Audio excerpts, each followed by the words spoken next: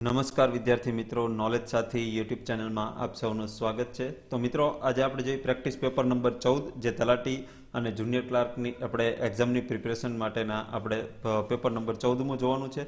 તો જો મિત્રો આ પેપર તમને પસંદ આવે તો આ વિડીયોને લાઇક અને શેર જરૂરથી કરી દેજો, અને અમારી ચેનલમાં નવા હોય તો આ ચેનલને સબસ્ક્રાઇબ કરીને બાજુમાં આવેલા બેલ આઇકન પર ક્લિક કરી દેજો. તો ચલો મિત્રો, આપણે આજનો વિડીયો આપણે ચાલુ કરીએ.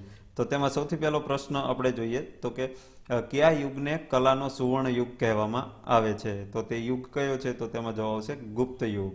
ત્યારબાદ ક્વેશ્ચન નંબર 2 જોઈએ કે ઔરંગાબાદ પાસે આવેલ અજંતા ઇલોરાની ગુફાઓ અને મુંબઈ પાસેની એલિફન્ટાની ગુફાઓ કયા યુગ દરમિયાન બની હતી? તો મિત્રો, આ ક્વેશ્ચન આપણે એક આગળના વિડીયોમાં આવી ગયેલો છે. તો મિત્રો, જો તમે આગળનો વિડીયો જોયો હોય તો તમને આ ક્વેશ્ચનનો આન્સર આવશે, અને જો તમને ન જોયો હોય તે વિડીયો તો આ ક્વેશ્ચનનો આન્સર તમારે ફાઇન્ડ કરીને નીચે કમેન્ટ બોક્સમાં આપવાનો છે. ત્યારબાદનો ક્વેશ્ચન નંબર 3 જોઈએ કે ગુફાના સંદર્ભમાં કયું જોડકું ખોટું છે તે શોધો. એટલે કે કઈ ગુફાનું જોડકું જે છે તે ખોટું છે તે આપણે શોધવાનું છે. તો તેમાં જવાબ આવશે સાણા ગુફા, જે દેવભૂમિ દ્વારકામાં આવેલી નથી. બાકીના ત્રણેય ગુફાઓના જોડકા સાચા છે. ત્યારબાદ ક્વેશ્ચન નંબર 4 જોઈએ કે એક જ પથ્થરમાં કંડારેલો 11 ફૂટ ઊંચો એક સિંહ સ્તંભ કઈ ગુફામાં આવેલો છે? તો તેમાં જવાબ આવશે કડિયા ડુંગર ગુફા. એટલે કે કડિયા ડુંગર ગુફાની અંદર જે 11 ફૂટ ઊંચો એક સિંહ સ્તંભ આવેલો છે, જે એક જ પથ્થરમાંથી કોતરેલો છે. ત્યારબાદ ક્વેશ્ચન નંબર 5 જોઈએ કે મહાબલીપુરમના મંદિરના સંદર્ભે કયું વિધાન યથાયોગ્ય નથી? તો તેમાં જવાબ આવશે મહાબલીપુરમના મંદિરના નામ કૌરવો પરથી છે, તો જે આ વિધાન જે છે તે ખોટું છે. ત્યારબાદ ક્વેશ્ચન નંબર 6 કે નીચેનામાંથી ચોલ વંશની રાજધાની કઈ છે? તો ચોલ વંશની રાજધાની કઈ હતી? તો કે થંજાવુર. ત્યારબાદ ક્વેશ્ચન નંબર 7 જોઈએ કે બૃહદેશ્વરના મંદિર સંદર્ભે કયું વિધાન યથાયોગ્ય નથી? તો તેમાં જવાબ આવશે બૃહદેશ્વરનું મંદિર ભગવાન વિષ્ણુનું મંદિર છે, જે આ વિધાન ખોટું છે. ત્યારબાદ ક્વેશ્ચન નંબર 8 જોઈએ કે દક્ષિણ ભારતના પાંડ્ય શાસકોએ મંદિરની બહાર ઊભી દિવાલો અને ઊંચા સુંદર સુશોભિત દરવાજાઓની રચના કરી છે તેને શું કહે છે? તો તેમાં મિત્રો જવાબ આવશે ગોપુરમ. એટલે કે જે દરવાજાની જે રચના કરેલી છે, જે ઊંચા અને સુંદર દરવાજા, તેને શું કહેવામાં આવે છે? તો કે ગોપુરમ.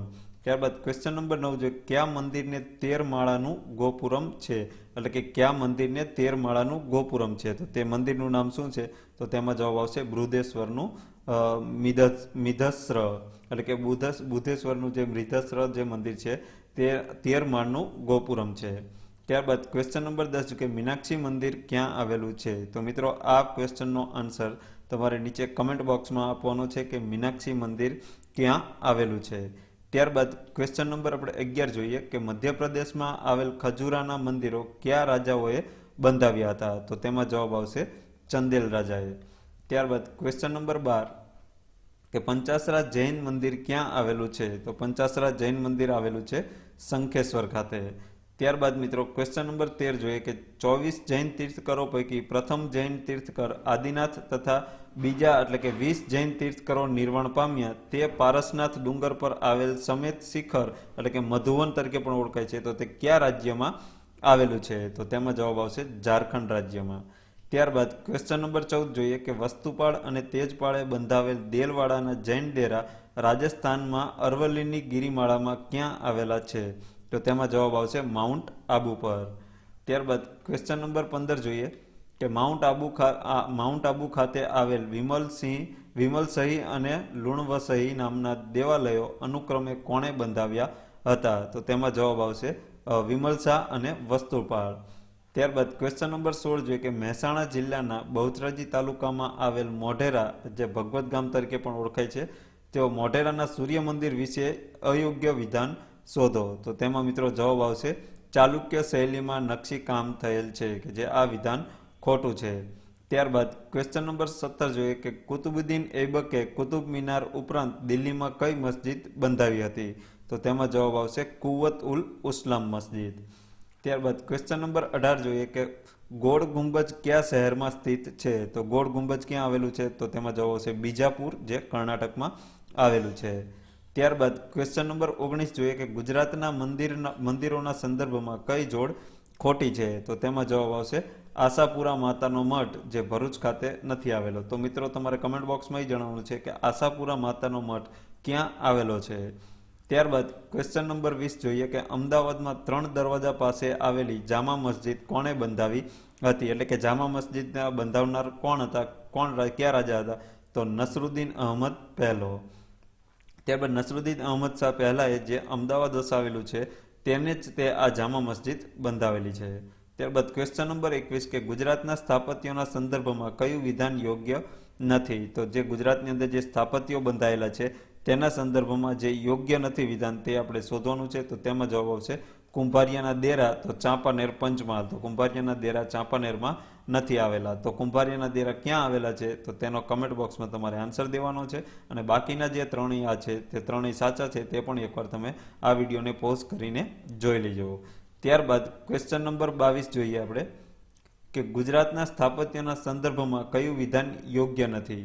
તો જે આપણે આગળનો પ્રશ્ન જોયો તેવી જ રીતે તેના સ્થાપત્યોની બાબતમાં જે યોગ્ય વિધાન નથી તે આપણે શોધવાનું છે. તો તેમાં જવાબ છે ભદ્રનો કિલ્લો. તો ભદ્રનો કિલ્લો જુનાગઢ ખાતે આવેલો નથી. તો ભદ્રનો કિલ્લો ક્યાં આવેલો છે? તો કે અમદાવાદમાં.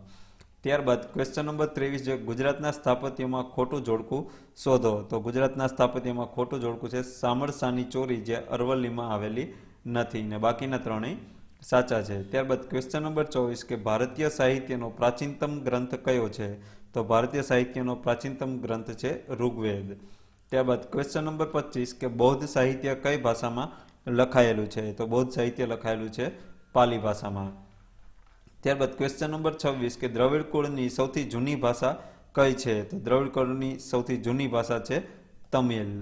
ત્યારબાદ ક્વેશ્ચન નંબર 27 કે કવિ ચંદબરદાઈનો કયો ગ્રંથ હિન્દી સાહિત્યનો પ્રારંભિક ગ્રંથ છે? તો તેમાં જવાબ આવશે પૃથ્વીરાજ રાસો. તો પૃથ્વીરાજ રાસો કોની કૃતિ છે? તો કે ચંદબરદાઈની, અને જે હિન્દી સાહિત્યનો પ્રારંભિક ગ્રંથ છે.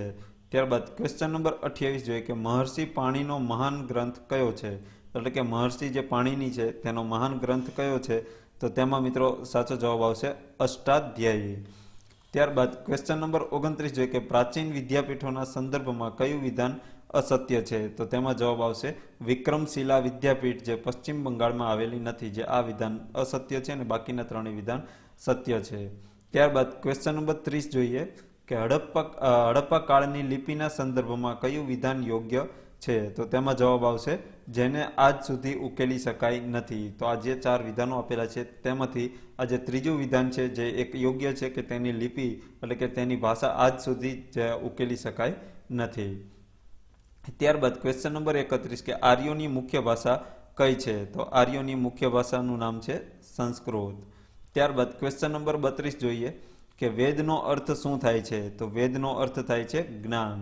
ત્યારબાદ ક્વેશ્ચન નંબર 33 કે કયો ગ્રંથ સંગીતની ગંગોત્રી તરીકે ઓળખાય છે? તો તેમાં જવાબ આવશે સામવેદ.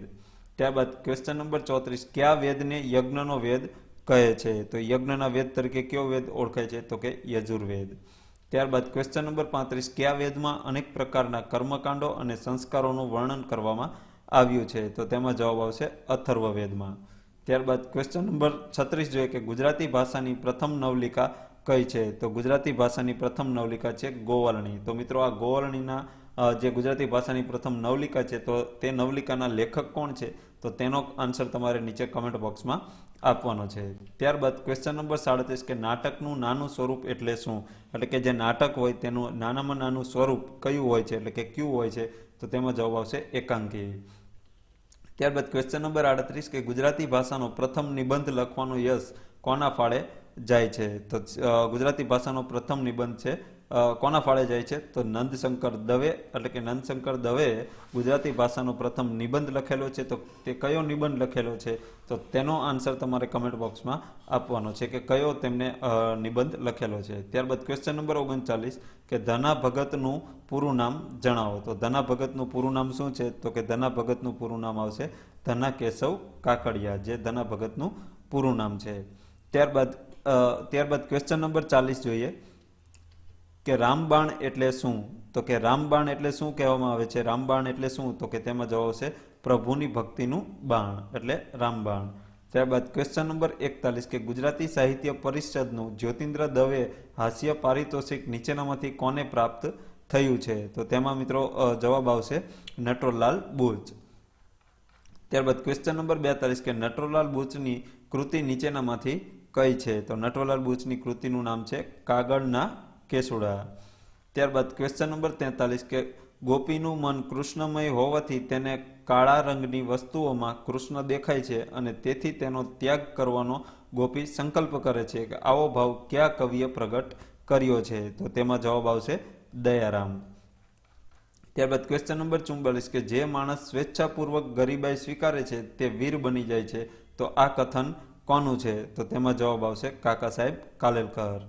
ત્યારબાદ ક્વેશ્ચન નંબર 45 જોઈએ કે ભવના અબોલા લોકગીતમાં પતિને મનાવવા માટેનો અથાગ પ્રયત્નો છતાં પતિ રીઝતા નથી, માટે દુઃખથી સંતપ્ત દીકરી સમડી મારફતે કોને સંદેશો મોકલાવે છે? તો તેમાં મિત્રો જવાબ આવશે પિતાને.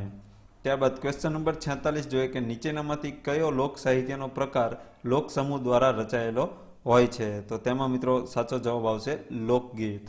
ત્યારબાદ ક્વેશ્ચન નંબર 47 જોઈએ કે ઉમાશંકર જોશીનું જન્મસ્થળ જણાવો. તો ઉમાશંકર જોશીનું જન્મસ્થળ કયું છે? તો કે બામણા. તો મિત્રો આ બામણા કયા જિલ્લામાં આવેલું છે? તો તે તમારે શોધીને કમેન્ટ બોક્સમાં જણાવવાનું છે. ત્યારબાદ ક્વેશ્ચન નંબર 48 કે કન્નડ કવિ પુટ્ટપ્પા સાથે સંયુક્ત રૂપે કયા ગુજરાતી સાહિત્યકારને જ્ઞાનપીઠ એવોર્ડ મળ્યો હતો? તો તેમાં મિત્રો સાચો જવાબ આવશે ઉમાશંકર જોશીને. ત્યારબાદ ક્વેશ્ચન નંબર 49 કે સત્તા માટે કૂતરાની માફક લડી મર્યા અને કૌરવોમાં રહેલી વેરવૃત્તિને નિર્મૂળ કરવાને બદલે એમનો સંહાર કરે બેઠા, આ વિધાન કોનું છે?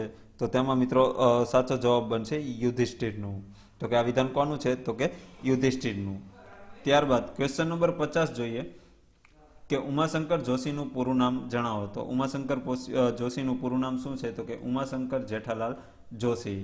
ત્યારબાદ ક્વેશ્ચન નંબર 51 કે લડાકુ વિમાન ઉડાવનાર પ્રથમ ભારતીય મહિલાનું નામ જણાવો, કે જેમને યુદ્ધ વિમાન એટલે કે લડાકુ વિમાન ઉડાવ્યું હતું તે પ્રથમ ભારતીય મહિલા કોણ હતું? તો તેમાં જવાબ છે અવની ચતુર્વેદી.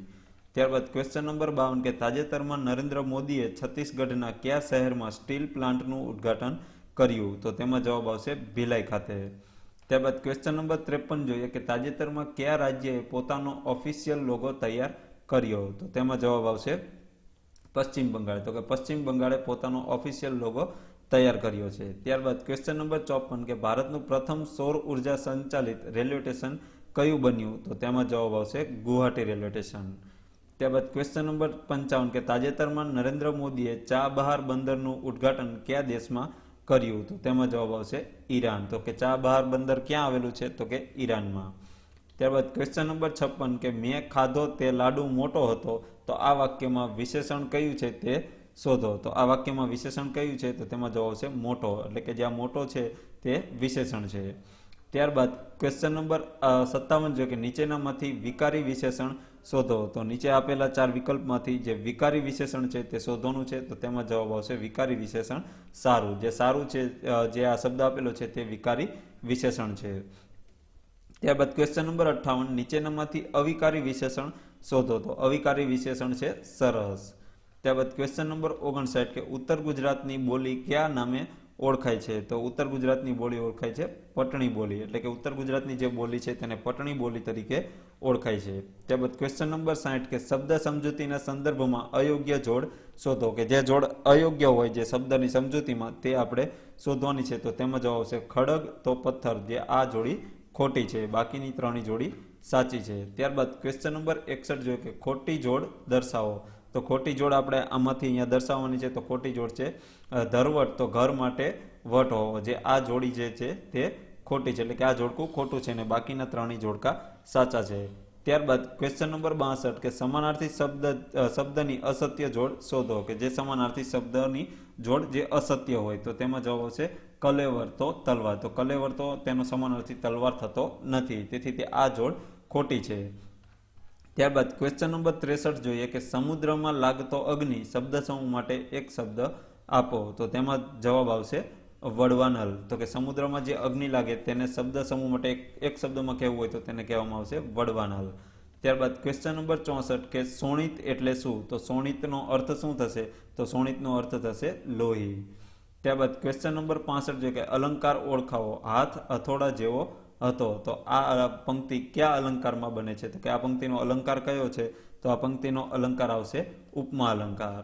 ત્યારબાદ ક્વેશ્ચન નંબર 66 જો કે નિપાત શોધો તે પણ અમદાવાદ જાય છે, તો તેમાં નિપાત કયો છે, તો તેમાં જવાબ આવશે પણ, એટલે કે ઓપ્શન સી.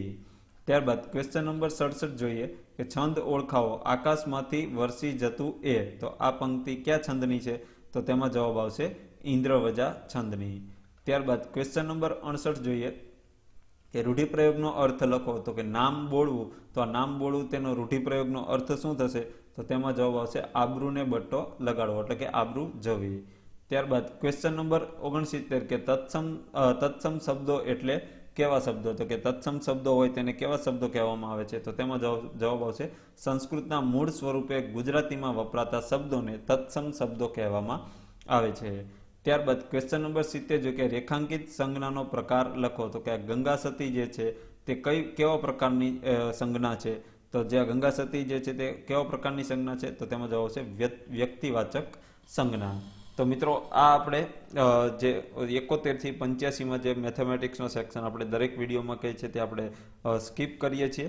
તો ત્યારબાદનો આપણે સેક્શન જોઈશું ઇંગ્લિશ સેક્શન. તો ઇંગ્લિશ સેક્શનમાં આપણે ક્વેશ્ચન નંબર 86 થી આપણે ચાલુ કરશું. તો ક્વેશ્ચન નંબર 86માં આવશે આઈ ખાલી જગ્યા leave now it is too late, તો તેમાં જવાબ શું આવશે, તો તેમાં જવાબ આવશે શુડ, એટલે કે આઈ શુડ લીવ નાવ, એટલે કે મારે હવે અહીંથી જવું જોઈએ, ઇટ ઇઝ ટુ લેટ, એટલે કે બહુ મોડું થઈ ગયું છે. ત્યારબાદ ક્વેશ્ચન નંબર 87 કે રોહન પ્લાન્સ ખાલી જગ્યા અરાઉન્ડ નેક્સ્ટ યર, તો તેમાં જવાબ શું આવશે, તો કે ટુ સ્ટડી, એટલે કે Rohan plans to study around next year.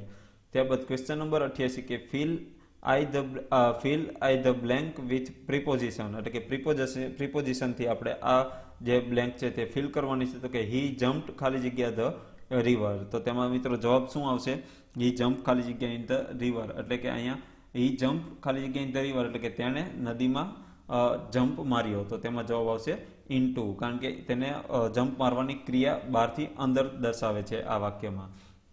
ત્યારબાદ question number 89 do you know who ખાલી જગ્યા ટીવી, તો તેમાં મિત્રો જવાબ શું આવશે, તો કે ઇન્વેન્ટેડ, એટલે કે do you know who invented TV, એટલે કે તમે જાણો છો કે ટીવીની શોધ કોણે કરેલી છે, એવો મિનિંગ થશે આ વાક્યનો, તો અહીંયા સાચો જવાબ બને છે ઇન્વેન્ટેડ.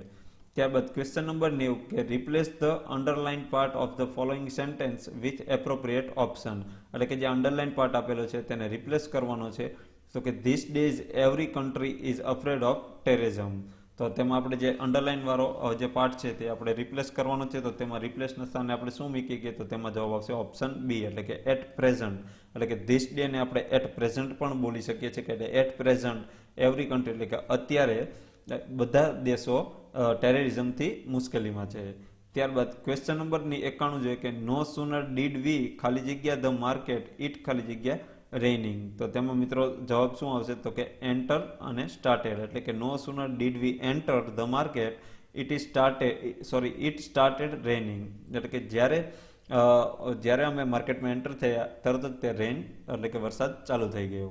ત્યારબાદ question number 92 can you follow what he is saying, તો યસ, તો ખાલી જગ્યાની સ્થાને શું આવશે, એટલે કે can you follow what he is saying, એટલે તમે તેને ફોલો કરો છો, તે શું કહી રહ્યો છે, તો કે યસ આઈ, તો તેમાં આપણે શું જવાબ આવશે, આપણે આમાં ખાલી જગ્યા સ્થાને આપણે બોલીએ છીએ ને કે યસ આઈ એમ ફોલો, એવી રીતે આપણે જે ટૂંકમાં બોલીએ છીએ, તો તે આ ખાલી જગ્યા એવી રીતે છે, તો શું આપણે જવાબ આવશે, તો આમાં જવાબ આવશે યસ આઈ કેન, એટલે કે હું ફોલો કરું છું. ત્યારબાદ ક્વેશ્ચન નંબર 93 જોઈએ કે choose the correct possessive and fill in the blank, એટલે ડુ યુ નો ખાલી જગ્યા મધર, તો તેમાં મિત્રો જવાબ શું આવશે, તો કે સંજયસ, એટલે કે અહીં એપોસ્ટ્રોફી એસ લાગેલો છે, એટલે કે ડુ યુ નો સંજયસ મધર, એટલે કે તમે સંજયની માતાને જાણો છો, તેવો મિનિંગ થશે આ વાક્યનો. ત્યારબાદ ક્વેશ્ચન નંબર 94 જોઈએ કે આઈડેન્ટિફાઈ ધ કરેક્ટ સેન્ટેન્સ, નીચે 4 સેન્ટેન્સ આપેલા છે તેમાંથી સાચું સેન્ટેન્સ આપણે શોધવાનું છે, તો સાચું સેન્ટેન્સ કયું છે, તો કે he is flying A kite, જે આ વાક્યને ગ્રામેટિકલી આ વાક્ય સાચું છે.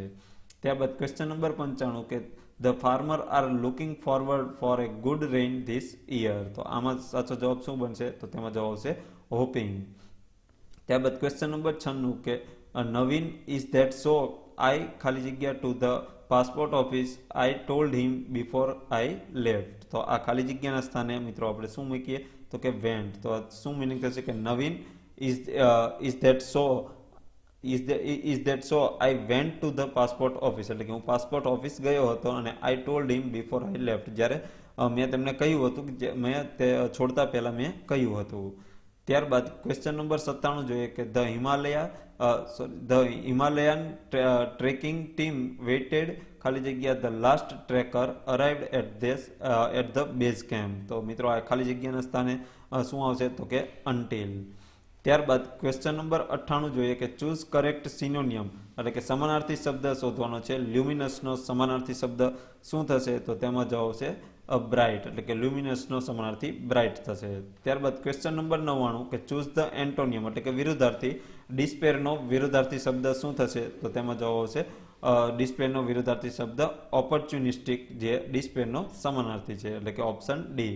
ત્યારબાદ આજના વિડીયોનો છેલ્લો ક્વેશ્ચન નંબર 100 કે choose the option which is correctly spelled એટલે કે જે સાચો સ્પેલિંગ છે નીચે 4 ઓપ્શન આપેલા છે તેમાંથી જે સીલિંગનો જે સાચો સ્પેલિંગ છે તેનો આપણે શોધવાનો છે સાચો સ્પેલિંગ. તો સાચો સ્પેલિંગ સીલિંગનું શું થશે તો તેમાં જવાબ આવશે ઓપ્શન એ. જેમાં સ્પેલિંગ તમે ચેક કરી લીજો CEILING જે સાચો સ્પેલિંગ છે.